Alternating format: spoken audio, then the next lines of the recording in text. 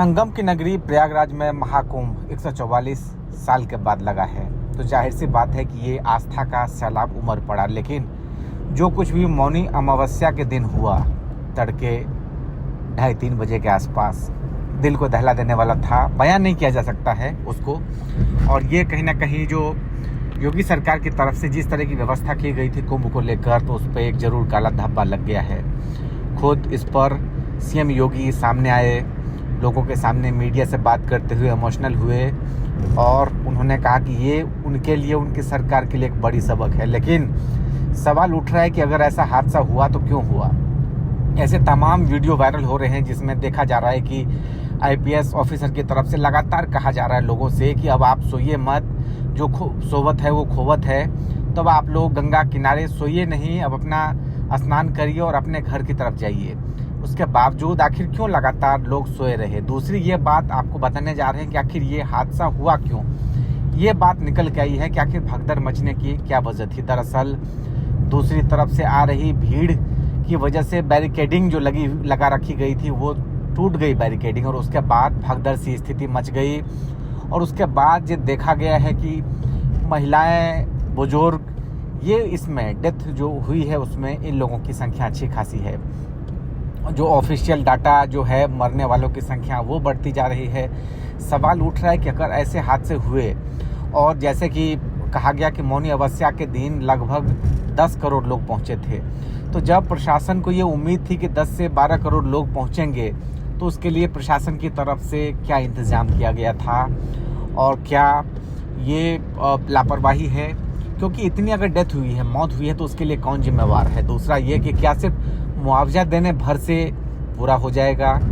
दूसरा एक ये भी डिफ़िकल्ट है, काफ़ी कठिन काम है कि आखिर कितने लोग मरे हैं। क्योंकि देखिए, जब कोई ट्रेन हादसा होता है तो ट्रेन में तो लोग टिकट लेके चढ़ते हैं, तो उसमें तो ये ज़रूर पता चल जाता है कि कितने लोग थे अंदर, कितने बोगी में। लेकिन कुंभ में क्योंकि करोड़ों लोग पहुंच रहे हैं, तो उसमें कितने लोग मरे एग्जैक्टली ये कैसे पता चल पाएगा। तो एक उस पर भी संशय बना हुआ है कि वाकई कितने लोग मरे और उसमें से कितने लोगों को दिखाया जा रहा है ऑफिशियली तौर पर कि इतनी डेथ हुई है। एक बात ये।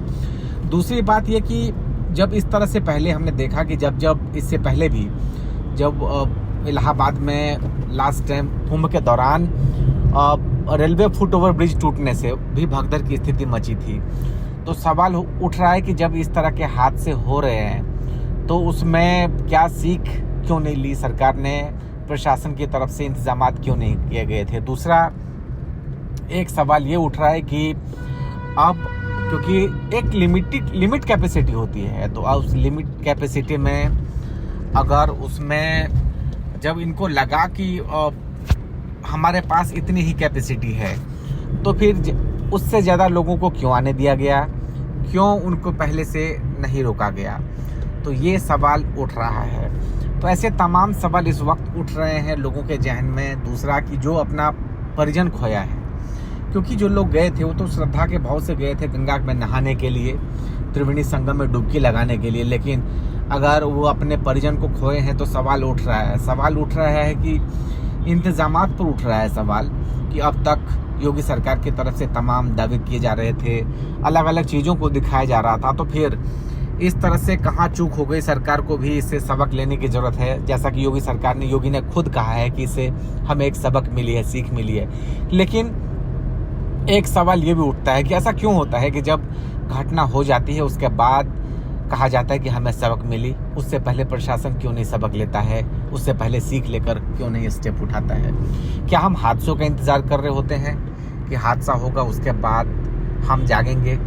तो ऐसे तमाम फैक्टर्स हैं जो उठ रहे हैं सवाल। और दूसरा ये कि अब क्योंकि इसके बाद रिस्ट्रिक्शंस जाहिर तौर पर कड़े होंगे, लेकिन लोगों को भी कहीं ना कहीं सोचना चाहिए कि अगर इस तरह के हादसे हो रहे हैं तो उसके लिए एक डिसिप्लिन में रह के वहाँ पर क्या ज़रूरत है। जो लोग 1 महीने से वहाँ पर हैं, तो 1 महीना रुकने की क्या ज़रूरत है वहाँ पर। दूसरा ये कि अगर आप वहाँ पर जा रहे गंगा किनारे और आपको पता है कि करोड़ों लोगों की भीड़ आने वाली है, तो फिर आप कैसे वहाँ सो सकते हैं इस तरीके से। तो ये कहीं ना कहीं लोगों के ऊपर भी सवाल उठ रहा है कि देखिए, होता क्या है, जब इस तरह का हादसा होता है तो जाहिर तौर पर लापरवाही हो या गलती हो, हम भले ही प्रशासन को दोष तो दे सकते हैं, लेकिन आम जनता की, आम लोगों की भी कहीं ना कहीं उसमें गलतियां रहती है। तो हमें ये भी देखने की ज़रूरत है। लेकिन एक बात ज़रूर है कि जो अब तक सारी चीज़ों का जो अच्छे से होने का जो एक तरीके से दावा किया जा रहा था, तो उन दावों में एक तरीके से जो हुआ है मौनी अमावस्या के दिन, ये काला धब्बा लग गया है। और क्योंकि वहाँ पर देश दुनिया के लोग जुटे हैं, तमाम श्रद्धालु साधु संत जुटे हुए हैं, करोड़ों की संख्या में लोग हैं, बड़ी भीड़ है वहाँ पर। तो ऐसे में जब पहले से था अंदेशा इस तरह का हो सकता है, तो उसमें योगी सरकार को भी कटघरे में हम लाना पड़ेगा, क्योंकि योगी सरकार पर सवाल खड़े करने पड़ेंगे कि जब सारी चीज़ें थी। दूसरा एक और सवाल उठ रहा है कि जब इतने लोग हैं तो आप वीआईपी मूवमेंट को कैसे इजाज़त देते हैं? आप एक खास दिन रखते और उस दिन सिर्फ वीआईपी मूवमेंट्स ही कराते, सारे वीआईपीओ को स्नान कराते, लेकिन रोज़ाना आप वीआईपी दर्शन के लिए पहुंच रहे हैं और उनके लिए एक अच्छे खासे हमारे जो सुरक्षा कर्मी हैं उनको लगाना पड़ रहा है उनकी सिक्योरिटी में। तो क्या हम ये नहीं कर सकते थे कि जो वीआईपी मूवमेंट्स हैं उनको रोकें और किसी खास दिन एक निश्चित कर लें और उस दिन वीआईपीओ का स्नान करवाएं?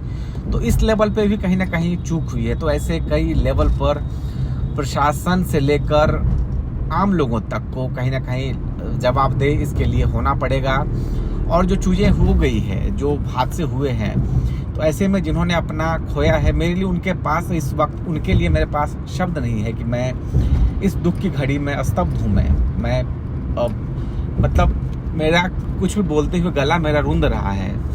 तो मेरे लिए कह पाना इस वक्त मुश्किल है कि मैं उन लोगों को कैसे ढाढ़स दिलाऊं, कैसे दिलासा दिलाऊं जिन्होंने अपनों को खोया है, जो गए थे संगम की नगरी प्रयागराज में धर्म करने, पुण्य करने, लेकिन अगर वो अपनों को खोकर वापस लौट रहे हैं। मरने वालों में कोई किसी की माँ होगी, कोई किसी की दादी होगी, कोई किसी का पिता होगा।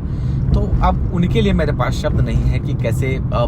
दूसरा कि सरकार को भी चाहिए कि कुछ आप कैसे उनकी इस नुकसान की भरपाई करें, इस मुआवजे की भरपाई करें, सरकार को भी सोचना चाहिए। लेकिन एक धर्म के नाम पर, आस्था के नाम पर जब एक सैलाब लोगों का उमड़ता है, तो इसके लिए प्रशासन अगर इंतजाम नहीं करेगा तो कौन करेगा?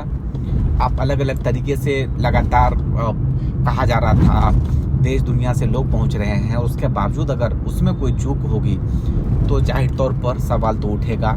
और यही सवाल मैं आज उठाने की कोशिश कर रहा हूं कि इसमें जो इतने लोग अगर मौत हुई है तो उसके लिए कौन कसूरवार है, और अगर है तो फिर कैसे इसकी भरपाई हो।